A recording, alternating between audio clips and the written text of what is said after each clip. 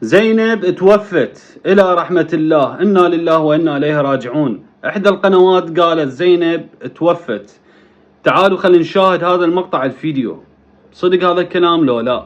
أعلنت المصادر الأمنية لمركز محافظة الديوانية عن مقتل البلوجر الشهيرة زينب بنت الديوانية من قبل أشخاص مجهولين، حيث تم نقل المجني عليها إلى الطب العدلي لمركز المدينة لأكمال عملية التكفين.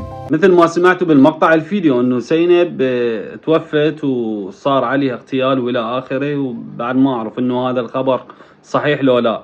بس بكل الاحوال اكو ناس جاي يقولون قبل شويه كانت فاتحه لايف وطبيعي الوضع وكل شيء ماكو. يعني هل الخبر اكيد ولا مو اكيد؟ العلم عند الله. الحد هسه ما طلعت بمقطع فيديو قالت انه هذا الخبر اكيد صراحه او مو اكيد. فننتظر هسه الحد هسه ننتظر انه نشوف الاخبار، يعني صدق هذا الخبر لو مو لو كذب. لو اكو بعض العالم تحب تصعد الحسابات مالتها والى اخره، لين تعرفون احنا العراقيين مشهورين بسالفه المشاهدات والتعليقات واللايكات والى اخره.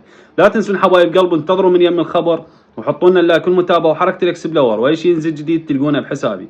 تحياتي لكم يا حلوين، وتابعوا حسابي على انستغرام، الرابط بالوصف.